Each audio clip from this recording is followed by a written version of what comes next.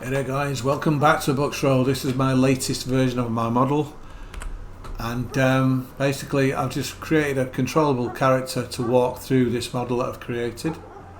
Over here we have Charles Lechmere and Robert Paul looking at the poor unfortunate body of Polly Nichols. She's just been murdered. This man stood up, Charles Lechmere, puts his hand on Robert Paul's shoulder. Come and have a look at this woman.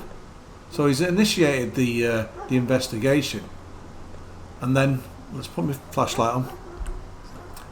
There's Robert Paul, and there's poor old Polly Nichols. This is Brown Stable Yard, and there's the old college. That's there to this day. I mean, those bricks and those windows, well, not probably got different windows put in by now, but a lot of the old foundations are still there, you know, that they were in the 1880s. But now, round about there, where the centre of the screen is the exit to Whitechapel Station, and the amount of people, I mean, we're talking thousands of people, well, hundreds of people maybe per day, maybe more, coming in and out of there. And just here is the murder scene, and then here, where this building is now flats all along here. If you watch the House of Lechmere, you'll see how Bucks Row is today. So I've tried to recreate it.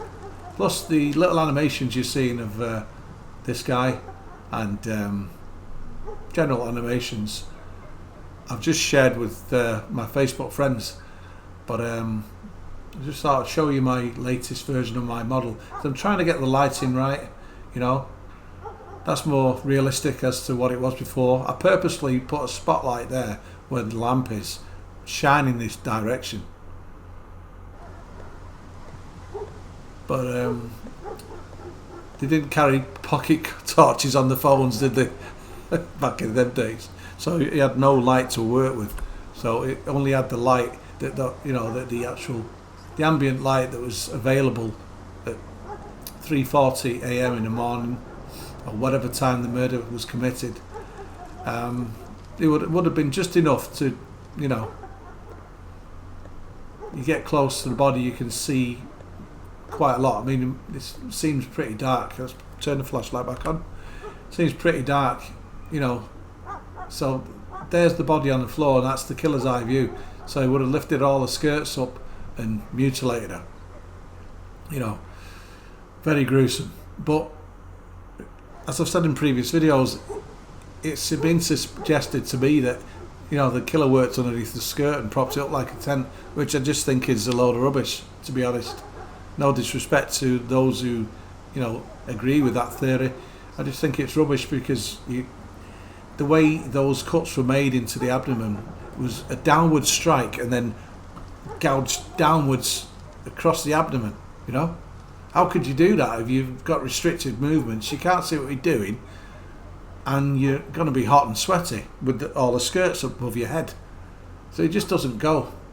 Really, in reality, what I believe this man here, Charles Lechmere, did is he acted like Mr. Innocent, you know, kept his cool, which is typical serial killer behaviour, and, you know, initiated the investigation. But as this guy, Robert Paul, decided, let's prop her up. Of course, this guy thought, hang on a minute, mate, you're taking this a bit too far. Let's just go and find a policeman, you know. But I think actually Robert Paul suggested finding the police, and they both went and found PC Misen. And then straight away, PC Neil came along. And don't forget, at this point with Robert Paul here, he's touching the body. He's not getting no blood on his hands, you know. All the wounds are covered up. The skirts, I know my 3D model shows it slightly different with the skirts completely down. There's nothing I can do about that because I don't know how to make 3D models. But if anybody does know how to make 3D models, can make, you know, Victorian characters from the East End, and get in touch, and I'll use them in this model. More to the point, make an accurate version of these three characters. But anyway, she's lying there, and the abdominal wounds, couldn't say it, are all covered up, as is, I believe, pretty strongly, that the neck wounds you know, were covered up as well. Because look how close Robert Paul's getting to this body. You know. Now, I just wanted to show this model off, show my little animations, show Mr. Lechmere, as you can see. I used an old photograph that was a digital enhancement. It wasn't me who digitally enhanced it, it was a 3D artist that did it, and I just used that photograph on my phone and then de-aged the photograph, which is what you're seeing now, using deep fake technology to get his face actually on the model. As you can see, there he is, Mr. Lechmere, as he possibly could have looked like in 1888. But I'm just wanted to show off this model because I've changed the lighting, I've changed the overall mood of it. Here's that Essex Wharf here.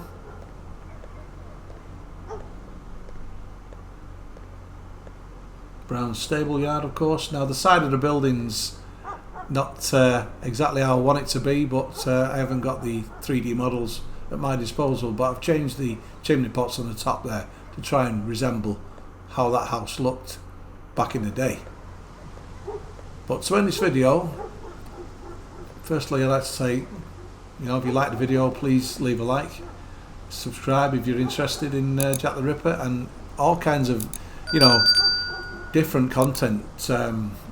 Very diverse amount of content on this channel. It's mainly a gaming channel, but I'm a big enthusiast when it comes to Jack the Ripper, and it's all because of the revelations of this character, Charles Lechmere, and it's a big thank you to Edward Starwood, Kristen Holmgren. You know, they've done the legwork, they've done the hard work. I'm just talking about it, you know. But anyway, just to finish the video, I'd like to make a point about Charles Lechmere and the name cross, the use of the name cross. In 1875, right, which is a year before Walter Williams was killed under the wheels of his wagon, assuming that this is the same Charles Cross. A lot of people who don't believe this man killed anybody will say that he used the name Charles Cross, and is more than happy to do so. But chewing this, in 1875, the year before, Charles and Elizabeth, his wife, their first child died. You know, he was 2 3/4 years old. He was barely 3 years old. Guess what his name was? Charles Allen Lechmere Jr. Now, it's obviously an important name in a family, you know. Charles Allen Lechmere Jr. died in 1875. So I'm pretty much convinced that this man used the name Cross when it was convenient. You know what I mean? Use it for any kind of secretive purposes. Because don't forget, he had water rates, you know, he had all kinds of bills to pay as a working man. He was legally married as Charles Allen Lechmere to Elizabeth Lechmere, formerly Bostock, and all their children were Lechmere. They were baptised, you know. The records are all there. The use of the name Cross, I believe, was to keep a lot of information away from him, away from his family. But anyway, I still could be wrong after all this, but I mean, I pretty much doubt it. This man for me was the infamous killer we know as Jack the Ripper. I prefer to call him the Whitechapel Murderer, because I believe there's a good chance the headless torsos that were found were also down to the same man. It could have been this man, Charles Lechmere. I mean, to this day they're still bringing out Jack the Ripper videos, and they're still like going over the same old script. But look into this guy and you'll be fascinated, believe you me. Anyway, this is Bucksrow. It's my latest version. These are the two guys involved in finding the body. One of them, I believe, made out he found her, but really he's the one who killed her, and he was totally oblivious to that, and then sold his story to the newspapers, which dobbed him in, which left him with no alternative but to attend the inquest. Otherwise I would have been looking for him. Anyway, thank you for watching, and see you in the next one.